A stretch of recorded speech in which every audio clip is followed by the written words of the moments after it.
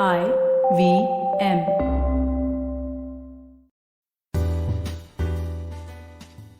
We're a very complicated country and we're a very diverse country. You're looking at people's frustration with even the central government or the state government. So you're looking at the frustration with the general populace. It's not a one size fits all solution in India ever, in my opinion.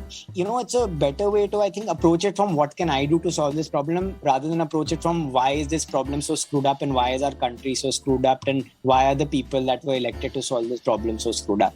If you approach things from the fact that everybody in some form or the other do good by others, the days seem to be a little bit better. And even if it's delusional optimism, I'd rather live in my delusional optimism than my, pessimistic realism.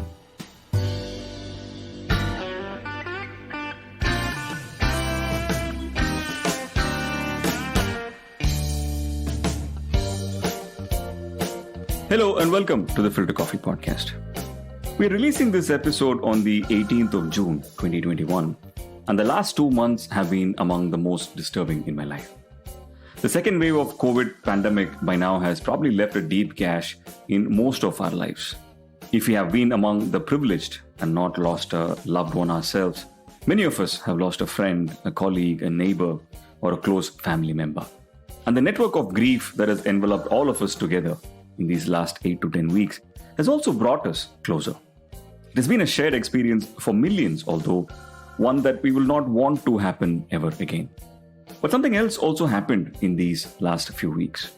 As governments and hospitals were caught clueless, and it became increasingly evident that we were on our own, one group of people put their hand up and took to solving the problem themselves and not just complaining about it. They were the entrepreneurs, the founders, the people who make up the startup ecosystem in this country. While most of them probably had their own challenges to solve for in their companies at a time like this, they put everything else aside to achieve this common purpose, bringing to the fore skills they are best known for: disruption, crowdfunding, organization skills, and not taking no for an answer. Hundreds of founders came together in this fashion behind innumerable initiatives, but many will remain faceless. They will not hold a spotlight onto themselves because it was not important for them. In today's episode, though, we're going to look at two such stories in a very deep fashion. One is the great movement called Mission Oxygen, which captured the imagination of people in India and abroad from a crowdfunding perspective and played a huge role in solving for the oxygen problem by way of importing critical medical equipment at ridiculous speeds. The other is the chatbot called Introbot, which helped millions of people get authentic information and source medical and other supplies by a combination of technology and crowdsourced validation. So this episode has two parts. We're going to start the show by talking to Gautam Raj Anand, founder and CEO of Hubhopper, who was one of the people who started Mission Oxygen. Later on in the episode, we will speak to Utkarsh Divyaansh Anuj, co-founders of Introbot. I will start the episode with the part I recorded with Gautam.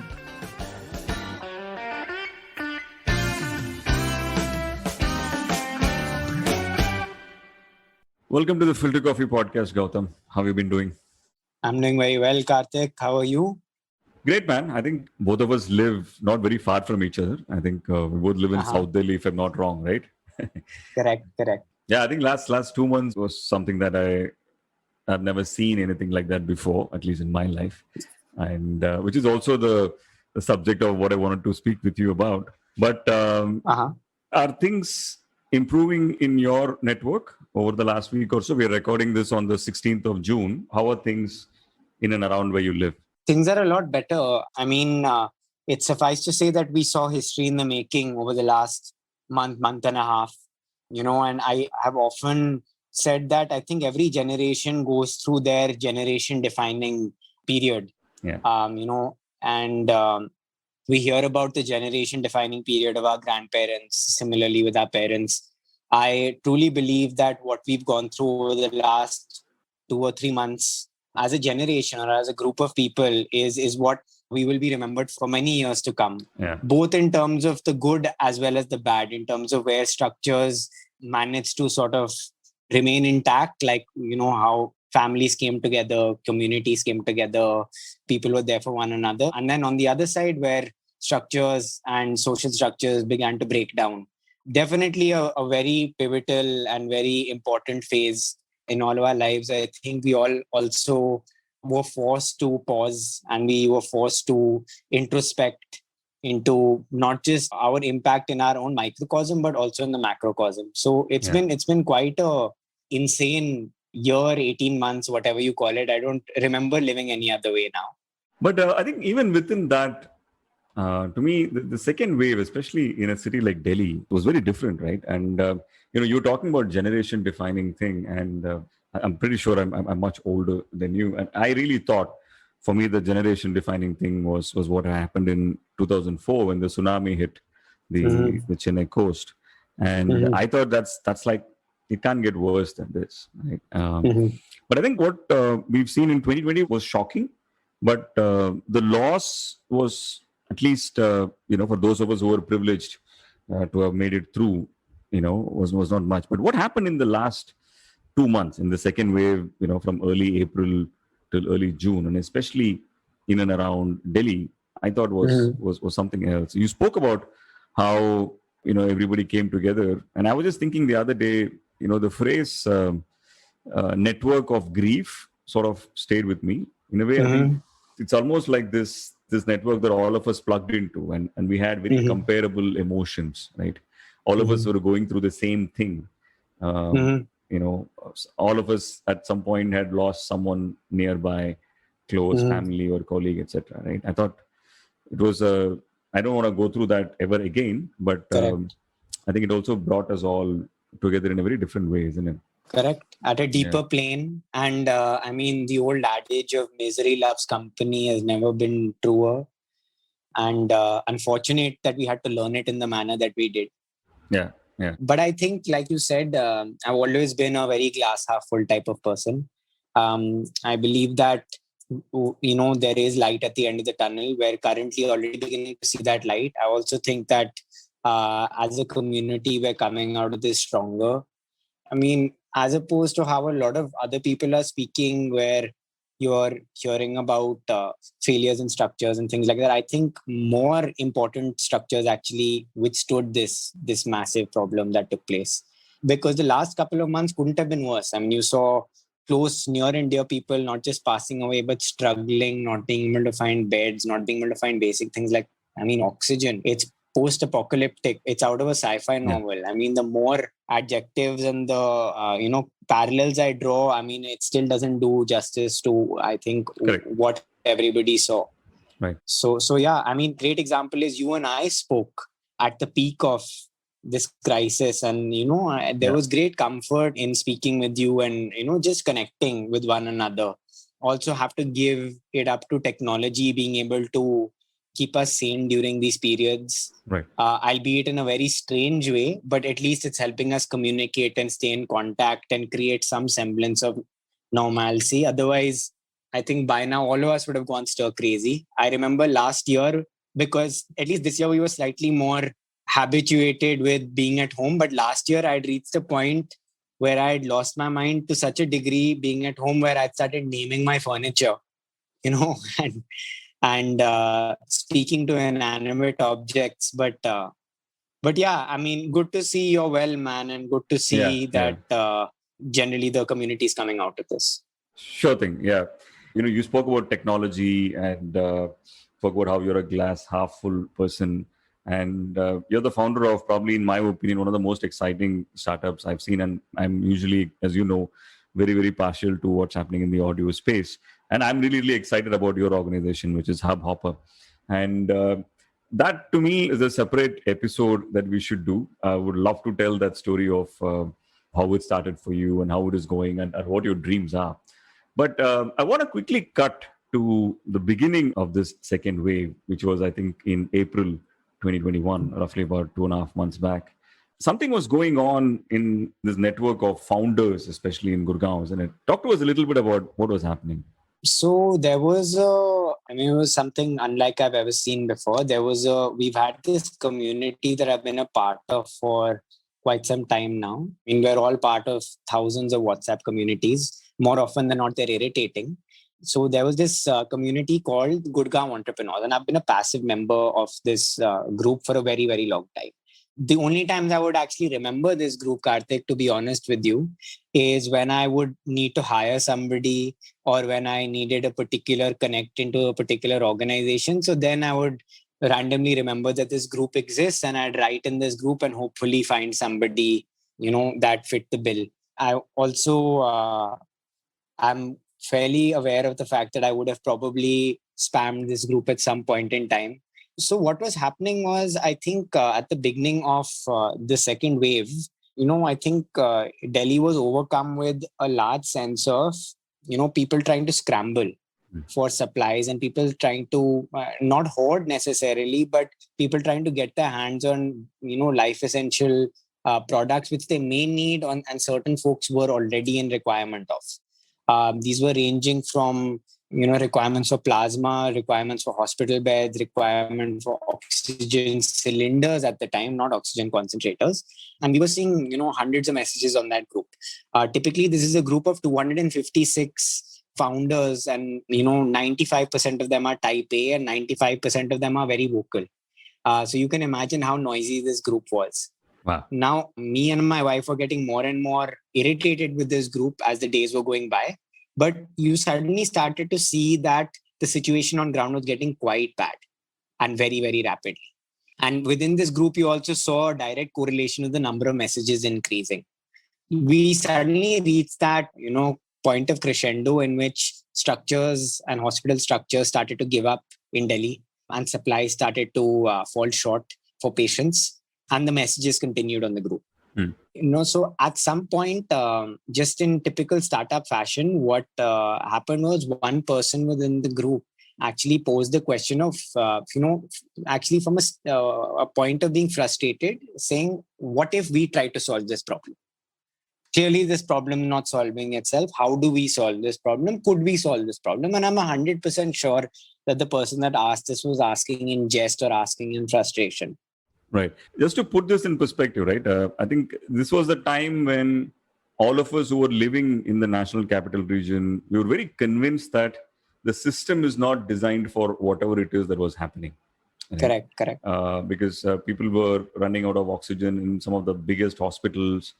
Governments did not have a clue. Governments were non-existent. Hospitals were on. Everybody was sort of clueless, isn't it? Correct. I'm assuming that is when this question popped up. Yeah. And the best part was that, Karthik, it was asked by the right person to the right group of people at the right time, in typical startup fashion. And the second somebody asked that, the mood of the conversation in the group changed. Changed from a conversation of helplessness to a conversation of, okay, that's an interesting thought. Maybe something could happen.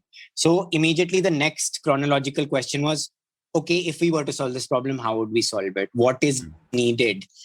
Very quickly identified that oxygen was the major commodity in deficit. But how much oxygen? What machine would supply this oxygen? Luckily, within the group itself, you saw 15 people come to the fore. And within these 15 people, one of them happened to be somebody that already worked with various hospitals. Before we knew it, a Google form was created. And before we knew it, that Google form was sent to 150 hospitals, right?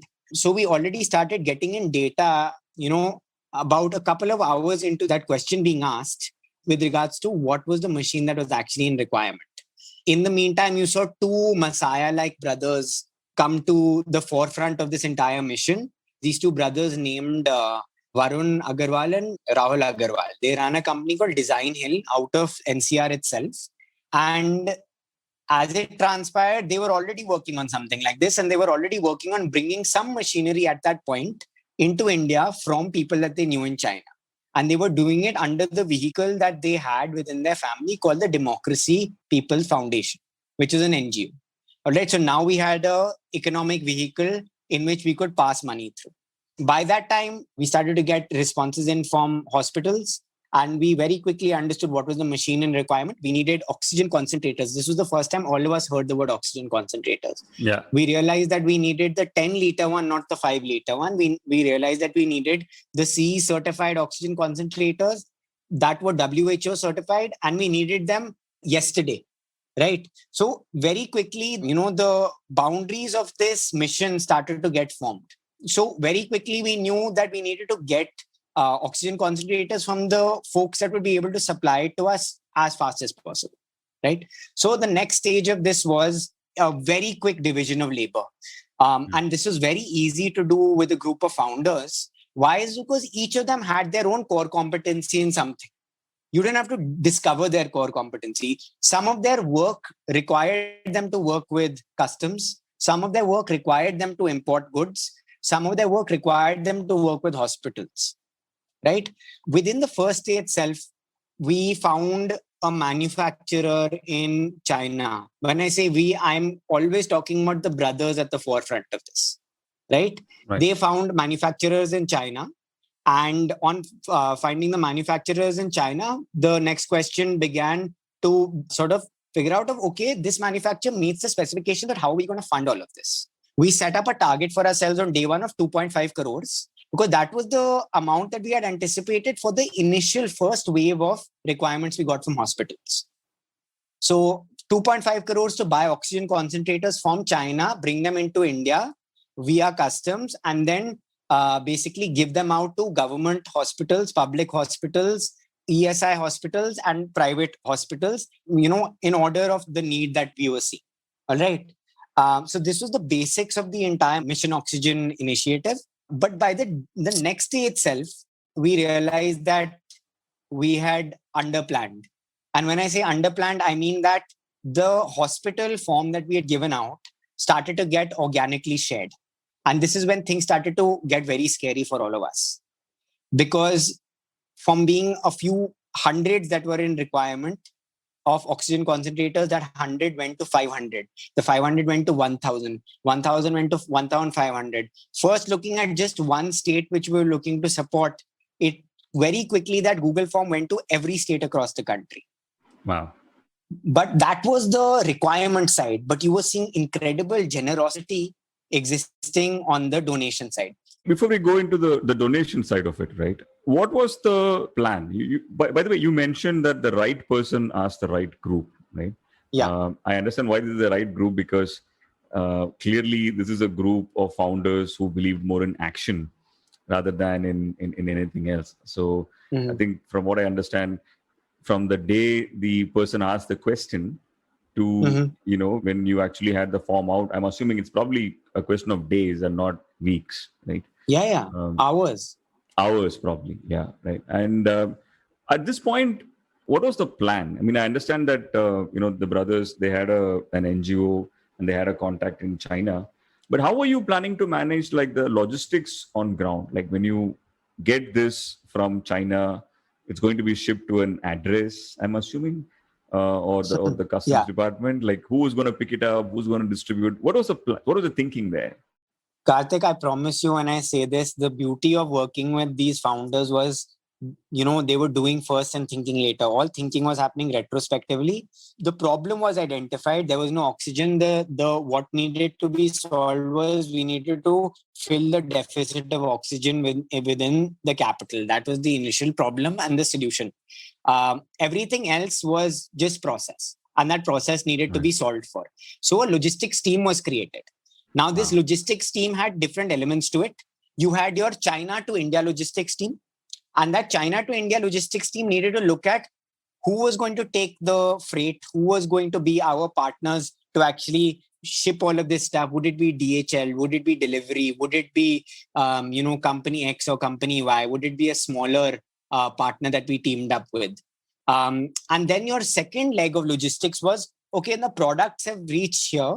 And now they've come through customs because we had a customs team. What do we do from it leaving the airport? That was the second. Now, we very quickly, and I'll tell you exactly what we did on both sides, just so that there's complete clarity. The domestic story became very clear to us very quickly. And that actually the hospital solved for us. what happened here was we realized that most hospitals in India required certain due diligence paperwork to be signed over before they could take any donations of any sort. So very quickly, Karthik, we realized that there was no way in which we could actually get oxygen concentrators sent to hospitals across the city and have them do this paperwork in the right ways for us to get the due diligence paperwork that we required in our hands. So instead, what we did was we came up with the model of we will bring the oxygen concentrators to a location, to a warehouse, which is centrally located. Luckily, a lot of the startups already had warehouses. And the hospitals will be called in accordance to when it was their opportunity to come and pick up the OC. Only if they came with the right documentation would they be handed over the OC for free. Right. So that was the domestic leg of it. So for us now, the domestic leg of it only meant bringing the oxygen concentrators out of the airport through customs, getting them from there till the warehouse. Khatam. That's where our story ended. Right. A beautiful organization came up, and this is again completely organic, called Om Logistics. Om Logistics said, we will do this for free. Wow. We want nothing. We'll do the entire thing for free. In fact, all deliveries, even if they're urgent deliveries that are required, everything will be done by us for free across the country. So Om Logistics are like silent heroes in this entire story. Wow. So you're seeing all of these different elements and these pieces of this puzzle coming together, right? So the entire the cycle of the oxygen concentrators being purchased in China, moving from certain parts of China to another part of China was taking place.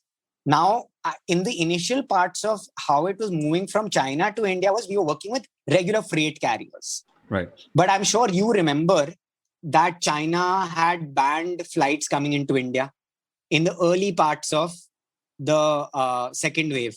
Yeah. Now that really screwed us, as you can imagine.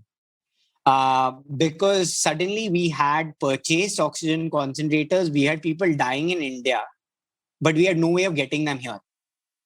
So what the team that was before us came up with, which was a beautiful idea, was if we got enough oxygen concentrators together and flew them together on a private charter, that could be cheaper for us than actually getting them via DHL or getting them via one regular.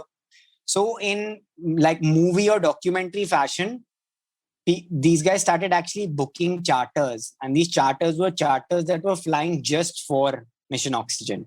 Talking about scale, Gautam, I'm assuming at some point you would have thought, okay, fine, this is going to need a lot of money.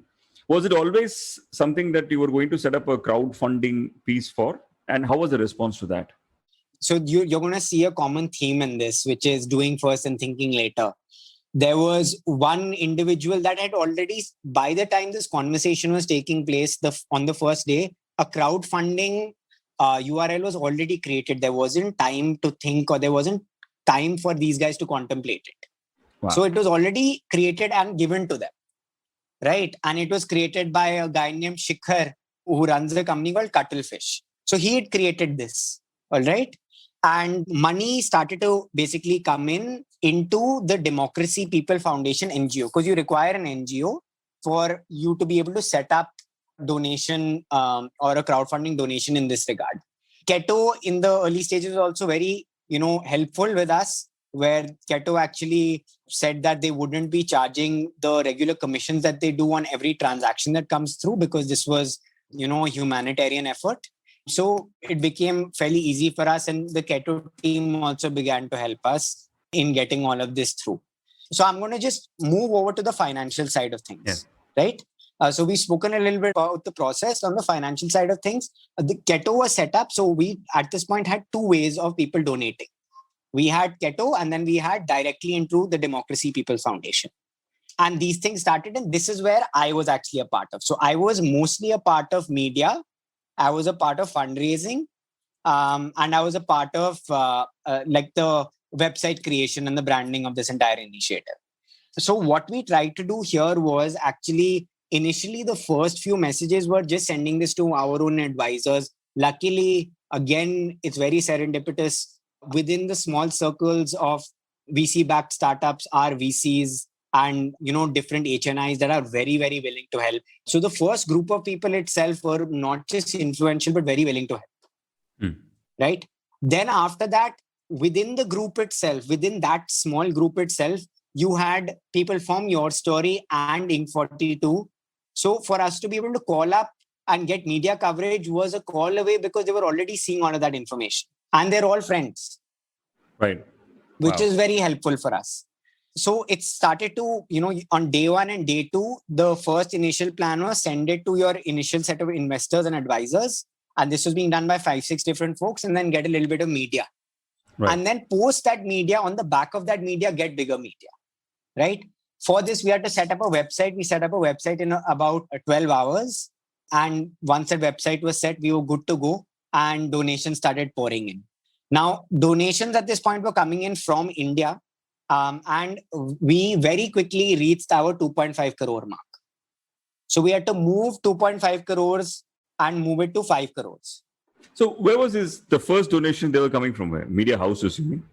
First donations were coming from friends, family, our own investors, the VCs that were part of our investor pool, things like that. The startup ecosystem itself. Yeah. The startup ecosystem itself was initially funding this. So that was initially how it started. And then very quickly it began to permeate outside of that. And when media got involved, you started to see a lot more people come in. So friends of friends, friends of friends of friends. I've heard the word viral all my life, so much so that I hate that word. But I saw virality take place.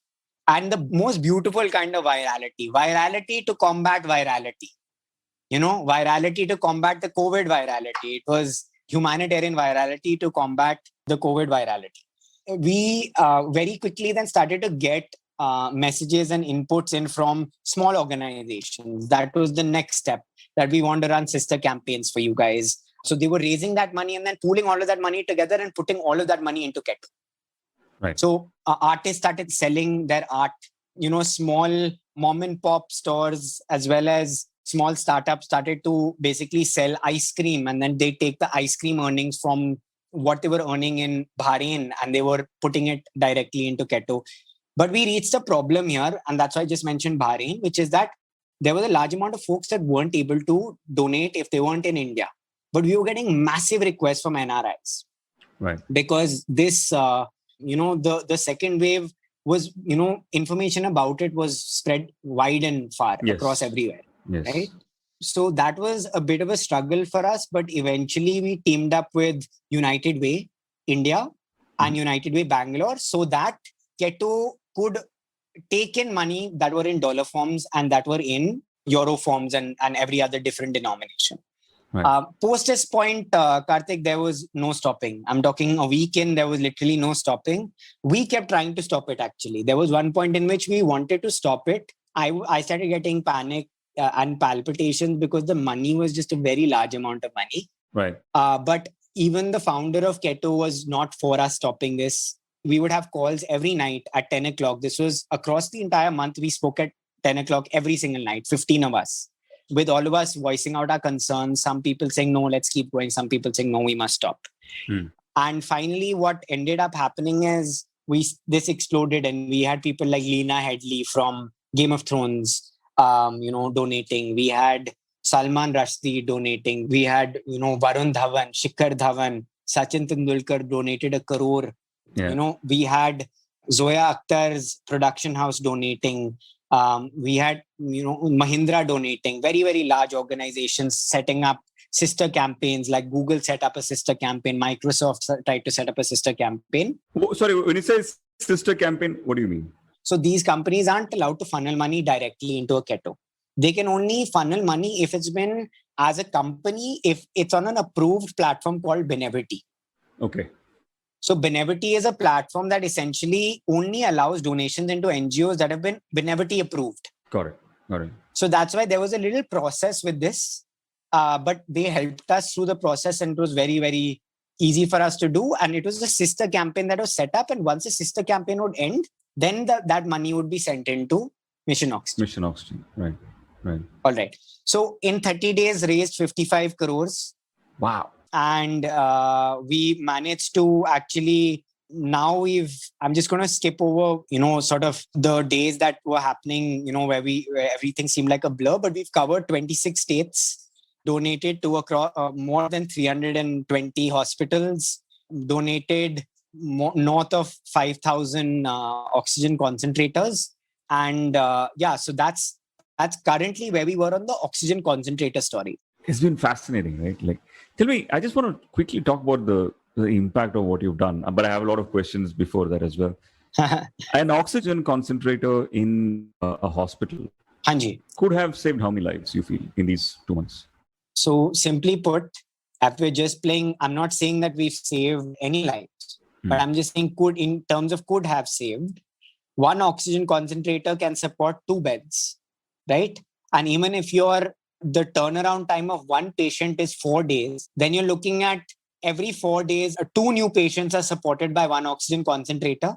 Right. Right. And we've donated 5,500 oxygen concentrators. Right. So that's the sheer number. And again, when I say we, I'm a very small part of this. Karthik, we had scientists that were part of it that were trying to develop Indian created oxygen concentrators within these 30 days, just because we didn't want to be dependent on China.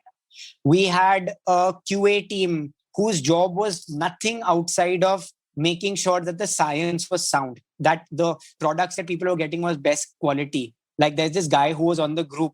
His name is Sahil Mehta.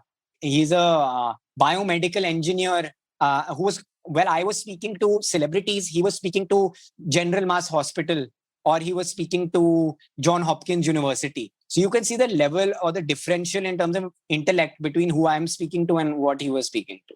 What I love about this story, Gautam, and I just want to go a little bit into the qualitative side of it, right, is you have run this parallel process, right, where you have supported many state governments at a time when the central government also was not able to support them, or any missionary that we had in this country were not able to support them, right? What were before we go into the nitty-gritties of it, what did you learn about this country through Mission Oxygen? That's a great question. I haven't encountered this question. What did I learn about this country? I learned that we're honestly a very, very resilient lot. I honestly did learn when put to the test, the concept of love thy neighbor is something that does come very naturally to us. I've seen folks not sleeping and trying to protect and save, folks that they don't know at all. I've seen people crying for, people that they never met, So in terms of those sorts of things, I generally feel we're a very empathetic lot. It helps with the fact that we're so sardined together. We don't have the ability to be in large spaces and, forget that we're living in community and that we're living in very close quarters. That was one thing that I definitely learned. I also learned that, to be honest, like we're a very complicated country and we're a very diverse country. And no problem, like whenever you're looking at people's frustration with even the central government or the state government, so you're looking at the frustration with the general populace. It's not a one size fits all solution in India ever, in my opinion, which is why I think it's very important for folks to do their part a little bit, keeping in cognizance that, or it's a better way to, I think, approach a problem, to approach it from what can I do to solve this problem, rather than approach it from why is this problem so screwed up and why is our country so screwed up and why are the people that were elected to solve this problem so screwed up. Right. I'm a big proponent of that. And, if you approach things from the fact that everybody is actually trying in some form or the other, do good by others, things, the days seem to be a little bit better. And even if it's delusional optimism, I'd rather live in my delusional optimism than my, pessimistic realism. So that's, yeah. Yeah, no, that's beautifully put, man. That's very beautifully put. The other thing that's in my mind is when I asked you, Gautam, can we speak about Mission Oxygen? And you said that there's so many people involved in this. I can probably represent the group, but this is not by any means something that I did. And then you spoke about the brothers, you spoke about the person who originally asked this question, and there've been so many other Mm-hmm. people. And we say so many things about the startup community, right? They're often under criticism for many different things. But the Mm-hmm. fact that a bunch of 100 entrepreneurs, founders, while they have their own challenges in their own startup journeys, came together for this, without the desire for limelight, right? Mm-hmm. That to me is stunning. I mean, today, we're living in a country where someone will not donate 100 rupees without necessarily tweeting about it, right? Correct. The fact that this entire, thing started and then you moved on from there, and nobody really knows who were the people who did what, etc. Right? Like, it was just a more human, emotional thing to do rather than something you did to build your profile, right? Um, that to me is stunning. Like, what do you think of that? I completely agree, and all the other folks more so than me, because I'm still having the joy of speaking to you. But like, for example, let me give you two very strong examples. So there is this individual, or this individual and his wife actually, or this individual and her husband, in 2021. So basically, they were looking after allocation, and the allocation is probably the most, I would say, difficult, scary job to do, because every decision is a Sophie's choice. For them, they were getting the 5,500 and deciding whether it goes to hospital A or hospital B. At the end of the day, scrutiny would come to them. At the end of the day, the difficult choices were being made by them. And I had nothing but like acute admiration for these two. I mean, why? Was because like they were on a daily basis, getting, I'm 100% sure, hundreds of calls, thousands of calls with people telling them that no, give us the oxygen concentrators. We need it more because these many people are dying. While somebody else is saying, Right. no, give us the oxygen concentrators. And they are having to do due diligence in such an emotional moment. Yeah. It's very hard for somebody to, I think, like, I wouldn't be able to do that. If I'm hearing such horrific tales from two sides, I wouldn't have the pragmatic mindset in that moment to be like, this is more factual than this is more real than this. We And I'm be going able to, to be yeah, dispassionate about it is impossible, no? exactly, Yeah. exactly, 100%. And that's what I find very, very amazing about them. And none of us, I mean, it's not as though we've spoken about them yet. And this guy, his name is Mrigank. He runs a company that was acquired, and now he runs People Strong. So he's got a very, very taxing job on a day-to-day basis, but 30 days of his life he devoted just to this. There is another lady, her name is Sujata. What Sujata essentially did is, literally from morning to night, she would call up hospitals, deal with any, like, because as you can imagine, with Mission Oxygen, we also got a lot of messages coming in from different directions of an emergency that was happening right here, right now. And it wasn't a hospital oriented emergency. Now, we couldn't give them oxygen concentrators because our mission was very simple. We bring oxygen concentrators from outside of India, we get them into India, and then we distribute them to hospitals. But it's still impossible to get, incredibly sad messages coming in and not do anything about them. Now, Sujata took that entire weight on her back, and she Oh. basically, yeah. So, and I don't think she slept I don't think she still slept, to be honest with you. And the amount of work she's done is ridiculous. The folks that were sitting in the R&D team, who were looking at which oxygen concentrators are the ones to purchase, what is the requirements for that purchase. In fact, they've actually moved us from oxygen concentrators. Now, Karthik, we aren't actually, in the last 15-20 days, we've actually moved away from oxygen concentrators because the market has been flooded with oxygen concentrators. As you can imagine, we heard about this product to such a large degree that different folks in the private sector also brought them into the country. But the problem that will persist if there is a third wave, and we fear that is a third wave because we spoke to a lot of epidemiologists also. The problem that will persist is that when we get an oxygen concentrator and we give it into a hospital, we suddenly lose our hold on that oxygen concentrator. At that point, we don't know whether that oxygen concentrator exists, doesn't exist, what has happened to it, has something not happened to it, is it in good condition, is it bad condition. So after a certain point, we have to write it off. So it's not a long-term solution. It's not even a mid-term solution. one of the folks in our team stated it in a really great way. He said, India caught on fire, so we had to bring in fire extinguishers. Those were the oxygen concentrators. But that's not solving the problem. The problem is that the country is not fireproof. Yeah. How do you make the country fireproof? So the next stage of things was we need to create the capacity for oxygen in different locations across the country. And for that, we need oxygen plant set up in a major government hospital in each major locality.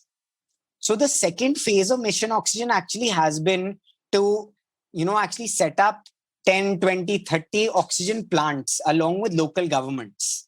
And we've already set up across 5, 6 different avenues. We partnered both with Mahindra and with a couple of others, where we are working alongside local governments and hospitals, where we will help set up the oxygen plant with the promise that they will upkeep the oxygen plant, but also make sure that they supply oxygen to local hospitals in and around that plant. So that if 3 years hence, 4 years hence, there's again a breakdown like this, we don't have to run and try to get oxygen from Odisha to supply to Delhi. Yeah. So yeah, and this is the intelligence that's coming from people within the Mission Oxygen group that are thinking about this night and day. Right. Amazing. I have one final question for you, Gautam. Is you achieved this now, right? What do you feel we can apply these learnings to? Right? Like, see, I think what I loved about this is, like I said earlier, this is a group that completely believed in action, right? And because you were founders, you were also able to organize yourself to solve the problem. Right? And you made it sound extremely simple, but behind this, I'm assuming there is a whole lot of organizational expertise that has gone into this, right? And because founders, that's what founders do, right? Like you're fantastic at organization skills, right?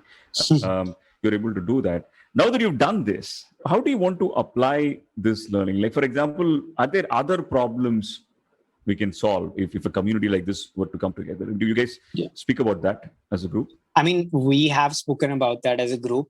I think this problem isn't completely solved yet. And I think there's still more to solve with the oxygen problem in India. A staggering or a very scary statistic is that by the end of Mission Oxygen actually acquiring all of this, 10% of the pre-pandemic liquid oxygen production we actually brought into the country. Mission Oxygen brought in 10% of the pre-pandemic liquid oxygen capacity of the country into India. So that's how little oxygen there is in the country at a metric ton level. So, but I mean, of course, I look at these people with a lot of admiration. I see them as avengers, and I believe that every time the country needs them, they will band together once again, regardless of what startup they're running. This is I personally believe that, we can do this this is my thing. I believe that we can do this with littering and with the, large amount of waste that's strewn across all of our streets and our cities and towns. Even if we just start from the waste or the trash that we see at historical monuments and historical avenues across India, if we band it together as a community, I think we could solve this problem really rapidly. I mean, I'm such a big proponent of India, and I'm sick and tired, I think, of hearing about how dirty India is, how dirty the monuments are. Oh, it's so beautiful, but it's so dirty. And it's such an easy problem to solve, picking up a few hundred Lay's packets in each place. Of course, it's not a few hundred, it's a few lakhs. But for each one individual, it would be a few hundreds. If we band it together in a strong enough way, and we made it into a culturally acceptable thing for people to band together and do this, I really think we could turn around this horrible brand image that we've created of ourselves, that India has amazing heritage, but we've thrown trash across our heritage. And a similar startup kind of model could work there. It's powerful. It's actually hair-raising stuff, what you're talking about, right? Like the model you built and the different applications of that model. To me, I think this startup ecosystem coming together to solve problems besides what you guys do in your regular day, which by itself is monumental. It's just stunning, right? Thank you, my brother. You're very nice. You're being very, very kind, and I don't think I I can fit into the shoes that you have created for me. I'm very, very honored and humbled by your kind words, man. You're being modest, Gautam, because I think the impact of Mission Oxygen on what we went through as a country, in the last 2 months has just been it's amazing, it's stunning. Thank you so much for sharing this story with us, and thank you so much for doing what all of you did. Right? Thank you, my friend. No, thank you. Hope to join with you again in an episode where we'll speak only about Hubhopper. I'm looking forward to that episode. If you think I was emphatic during this conversation, just you wait. Awesome. Thanks so much, Gautam. Cheers, Stay my safe. friend. Thank Cheers. you. You too. You too. So that was part one of this very special episode. After this very quick break, we will be back with the incredible story of Introbot, a WhatsApp chatbot that helped millions find authentic information during the pandemic. We'll be speaking to Utkarsh Roy and Divyaansh Anuj, co-founders of Introbot. Stay with us. We'll be right back.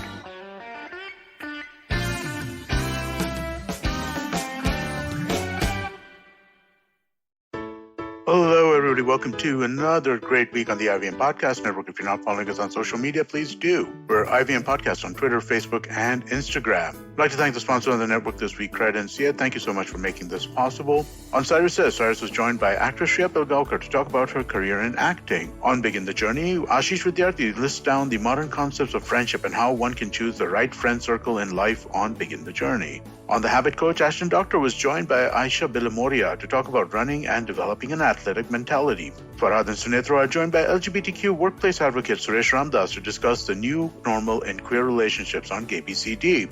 On Tere Mere Raaste, Keshav Chaturvedi takes us to the riverbanks of Banaras and describes the soulful mornings to us. And finally, on the Positively Unlimited podcast, Chetna Chakravarti takes the fear out of the word responsibility. And with that, let's get you back to your show.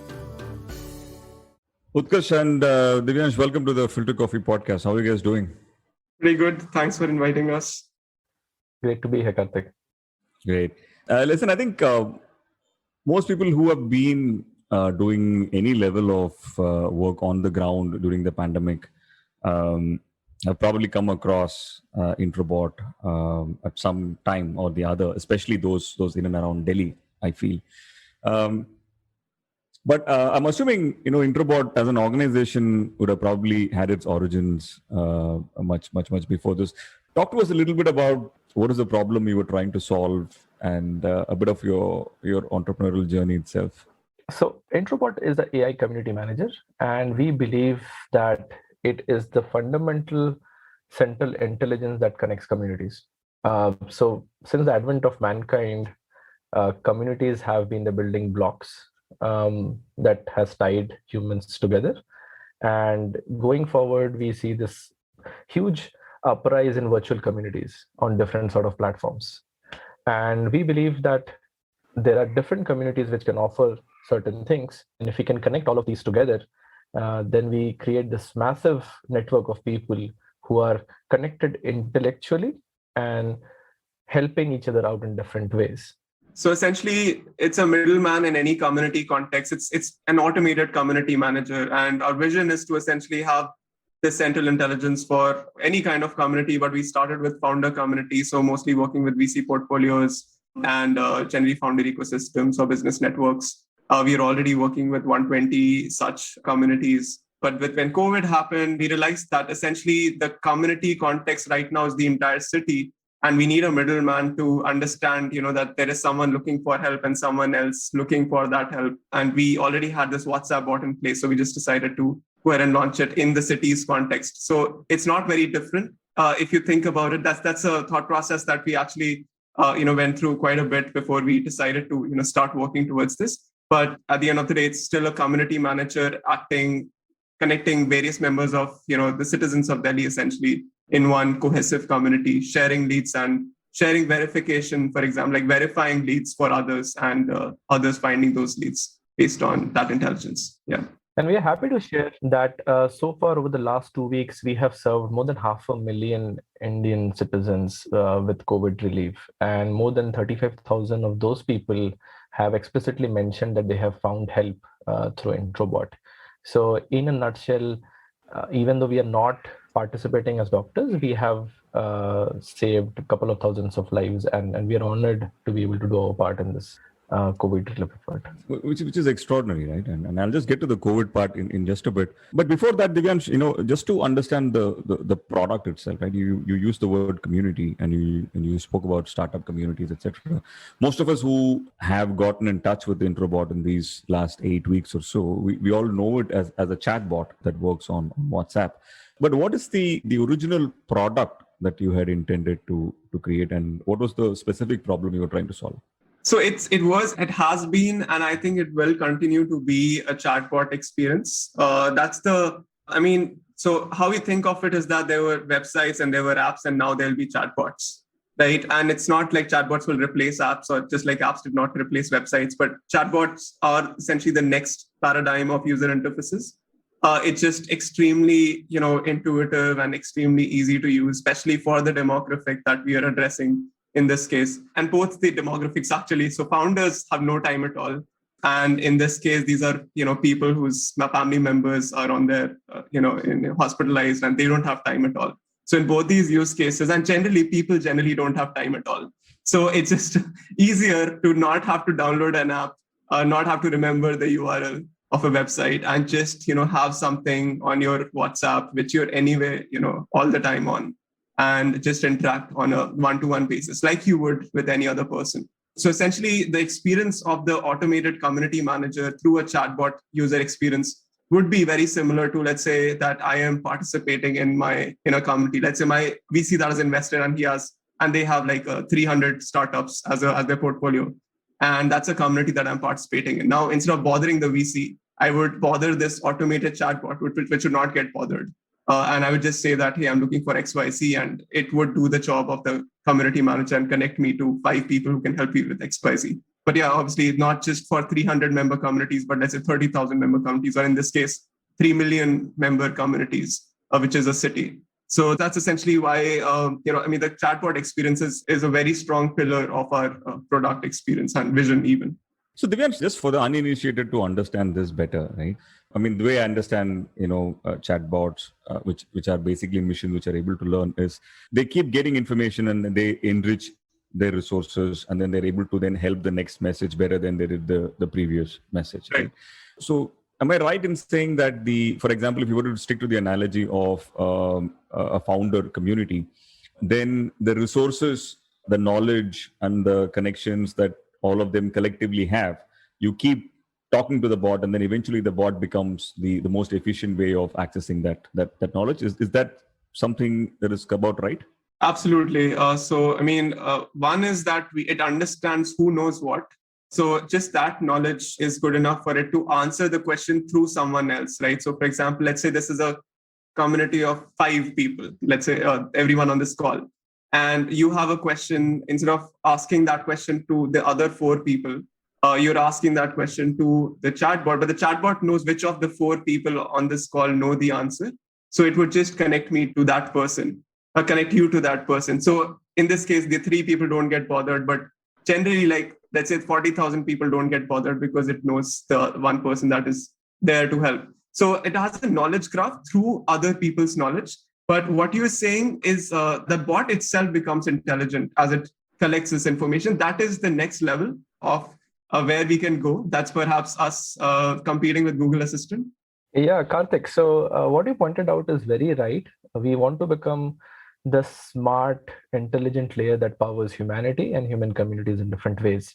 So as you can see with founder communities, VC portfolios, B2B ecosystems, as well as COVID, we are simply helping people connect with each other through a chatbot and a central intelligence.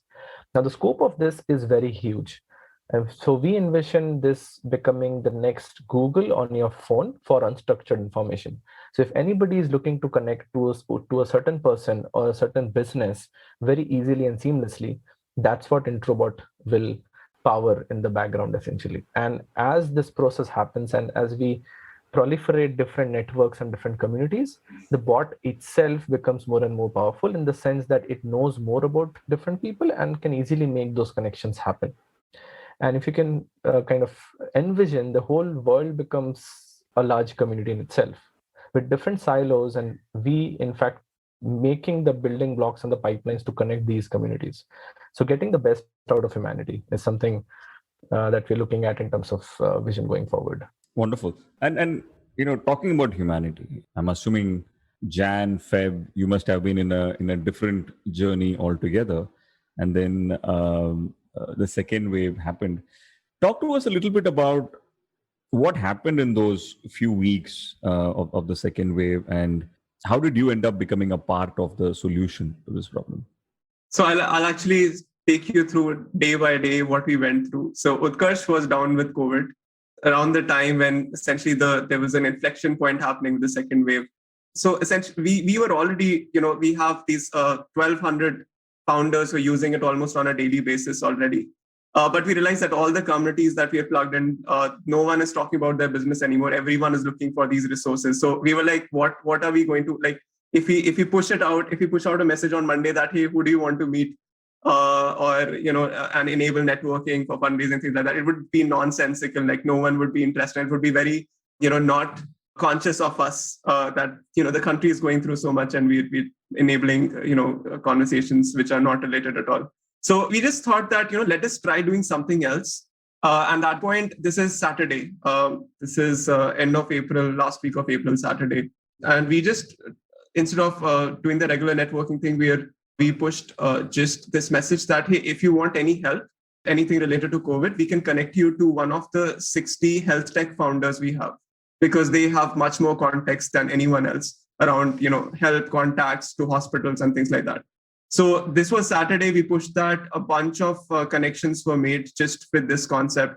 And then because of that, we got plugged into so much context, because now people are asking all these very specific questions. We're talking to all these healthcare founders, how if they can solve this, if they can actually make the connection in their network. And then, a bunch of people told us that, hey, you should just, they understood that this is a very one size fits all kind of a community product. So it could actually solve the larger problem at hand. And there were databases being created of suppliers and things like that. So we hopped from one team to the other, actually, of these volunteer teams essentially that were emerging. And through that process, we learned quite a lot. And by Monday, we were already we had a lot of context. We had a database of around 2,000 suppliers already because of, collaborating with several teams. And we already have a network because of Introbot. So Monday is when, wholeheartedly, Utkarsh was still down with COVID, but we had already started discussing, what we can do. And from Monday to Wednesday is when we morphed the bot to completely serve for COVID, right? And Wednesday is when we launched by just sharing it in one WhatsApp group. And this was afternoon when I shared it in one WhatsApp group. And by dinner, when I came back after dinner, I saw that it had exploded. And since then, it's been going like that. So from that Saturday to that Wednesday is this entire decision process. And our ability to actually launch it from Monday to Wednesday, to be able to build something like this between Monday to Wednesday, when so many other teams are trying to do the same, is because we had so much context around what we are trying to do here with the chatbot, with solving this for within communities, and how to make essentially crowdsource verification is essentially the key thing that we're doing here, where it's not a team of volunteers verifying the leads on their own, but everyone interacting with the bot, they're responding, saying that this is helpful, this is not helpful, this is out of stock. So that process is actually what led to the virality. And this context is what we had. So, it was that first week, I think, has been the craziest for both of our lives. I think I can speak for Utkarsh as well. And it was insane. But it just the impact that we were driving, and the number of just that stream of conversations of, hundreds of people every minute looking for oxygen in Delhi, in Bangalore, and 200 cities, actually, not just Delhi. That's how it all started. Yeah, I just thought that I'd spend some time on this because that was the peak of our experience in this whole, actually. Yeah. Utkarsh, just to bring this to life, could you walk us through what actually happens when someone puts in a request? What is happening at your end, and how are you able to efficiently answer the person? Yeah, sure, Karthik. So there's a lot of things that is happening in the background. So it's not a trivial process as people would imagine it to be. So what happens is that when we started out, the first problem that we dealt with is how to get suppliers on board, because we realized that everybody was frantically looking for different resources on WhatsApp group, on Twitter, on Facebook, and friends and family. So the first problem was the supplier.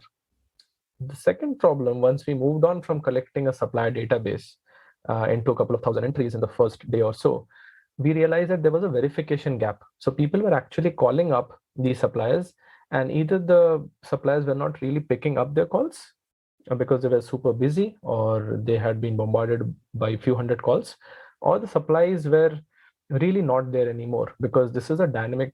Sorry, when you say suppliers, you mean people who are supplying oxygen concentrators. Is that correct? Yes. So I mean medical suppliers, and we were serving a plethora of different kinds of supply requests. So starting with oxygen cylinders, oxygen refills, hospitals, ambulances, a few different kinds of medicines as well, depending on which city we're serving. And for certain cities, it was also free meals that we had early on. So a bunch of these COVID-related medical supplies is what I'm talking about. So we realized that it's a verification problem to be solved. So while many were trying to explicitly solve it through human volunteers, we threw in a mix of human capital and technology behind it. So our bot itself verified after every single request whether somebody responded to that request or not. So we are constantly getting these streams of different verifications on a per supplier basis, pan India. So we use that information. And then there was a third level of verification that happened, again, from the volunteer side of things. So what happened in the first 5 days is that we got associated with a larger group of startups that were helping out. And one of these startups was really building out a team of verifiers and supply collectors. And they built out a team of around 400 different volunteers doing this. So it was a 3-step process of verification that happened. After the verification happened, we also realized that, hey, I mean, we are able to verify, but again, as the demand far outpaced the supply, we needed more and more suppliers on board. So we focused on crowdsourcing the leads from people itself.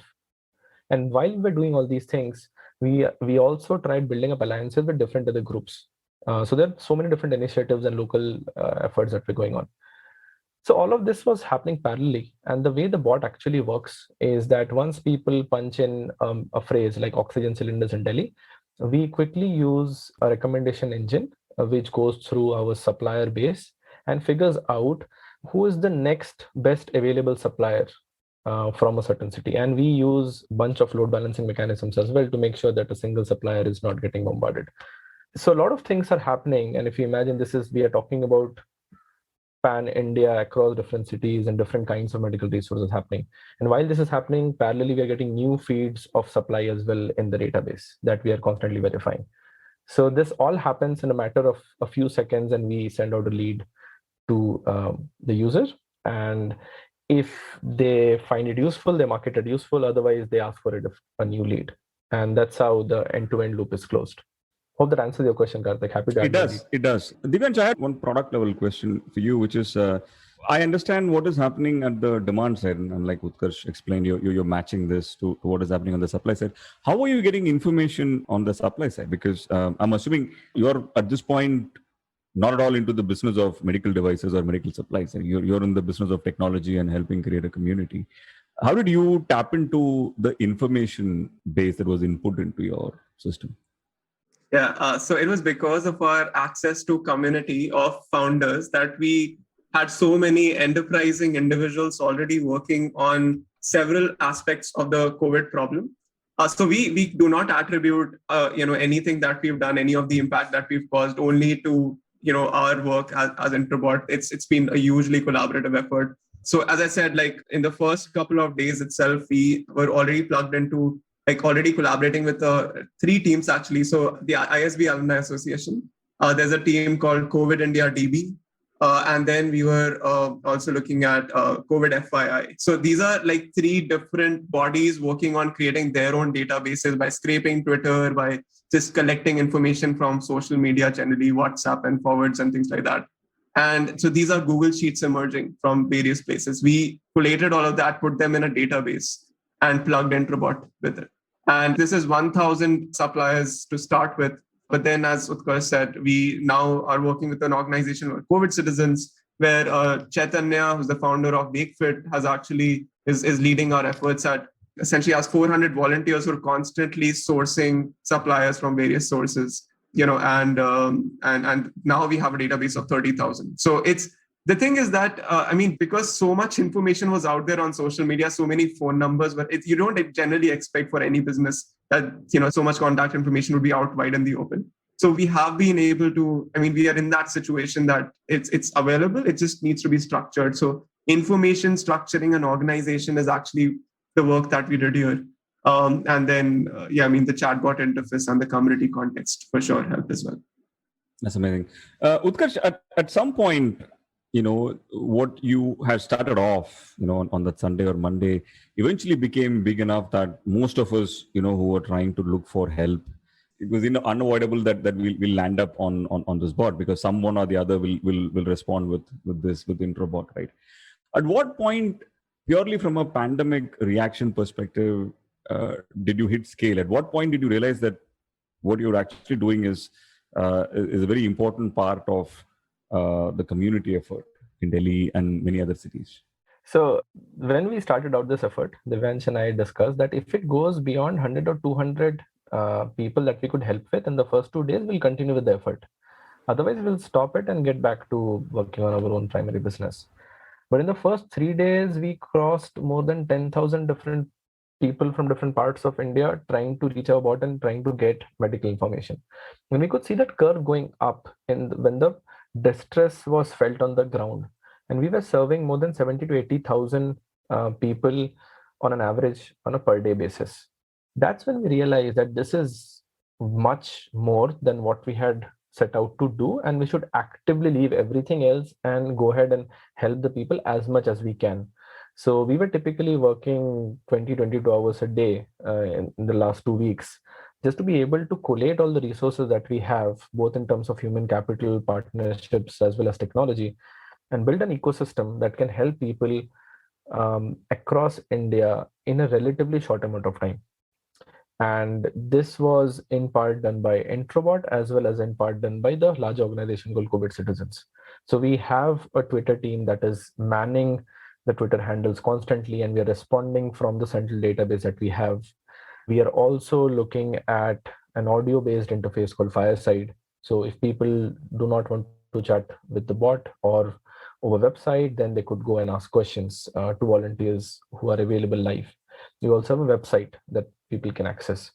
So we quickly ramped up on the efforts as the scale parallelly kept on increasing, because we realized through the chats that we could see coming to our system that people were really in deep need. And this is something we have never even experienced in our lives. Both our parents are doctors, but we have never been close to the medical system in any way before. Right. And this was the first time that we did that. And we could realize the amount of impact that we could create. And we were basically honored and lucky to be in that place, to be able to serve so many people. And we will continue to do it till the time we realize that the wave has gone down and we have served enough of India, I would say. My question to Divyaansh first, and then Utkarsh, I would love to hear from you as well, is now that this has happened, right? Has this impacted what you thought was the journey for Introbot? Is this going to spark some sort of a pivot in how you're thinking of the product itself? Right. So for sure. So we had been expanding beyond founders. The only reason we wanted to stick to founders is because, conventional startup thinking requires us to be very narrow when we start, and that has helped us very well. But right now, we are also exploring, raising funds and deploying those funds for expansion in various things. So we were expanding to SMBs, like small and medium businesses.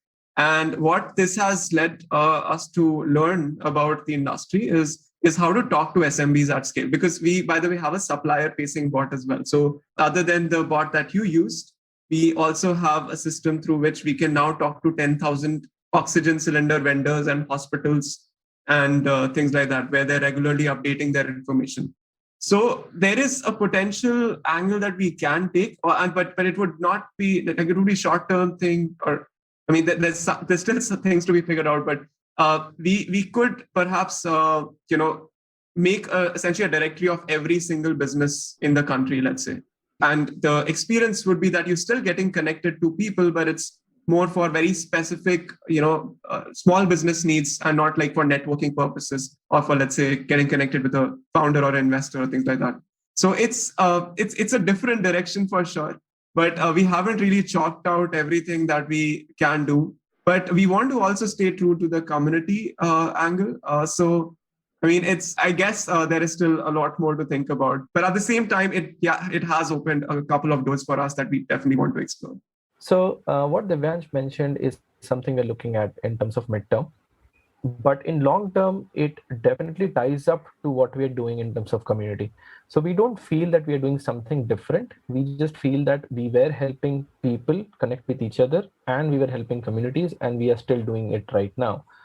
And while we have kind of gotten a lot of learning from this activity, our North Star remains the same. And now the way of execution will keep on changing, and the type of community will keep on changing. And also in the very short term, the kind of problem we address, specifically in the COVID situation, might change.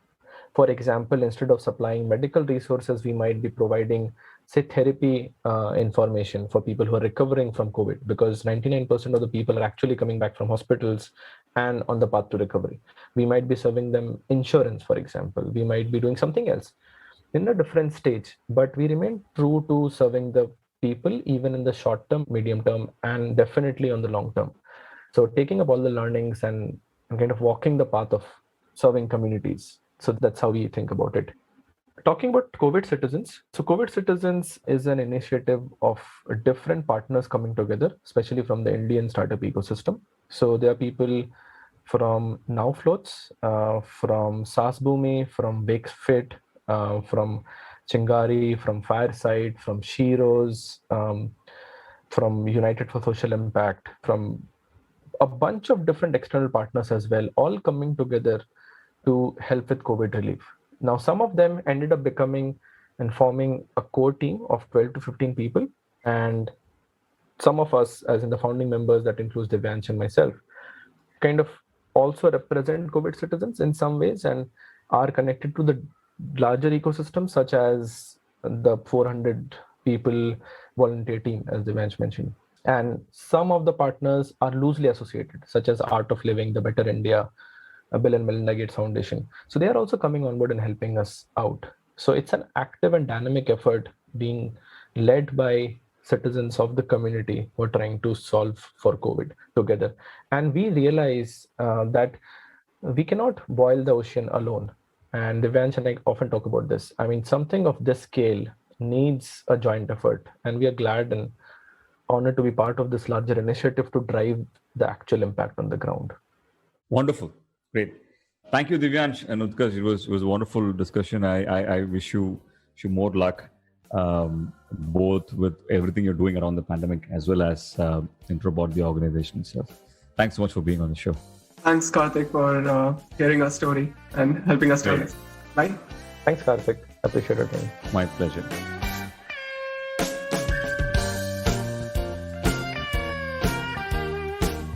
If you like this podcast, don't forget to check out other interesting podcasts on the IVM network. You can listen to us on the IVM Podcast app or ivmpodcasts.com. You can also follow us on our social media. We are at IVM Podcasts on Twitter and Instagram. And if you want to reach out to me, I am _Karthik. That's Karthik with an H on Twitter. And filter_coffee. That's coffee with a K on Instagram.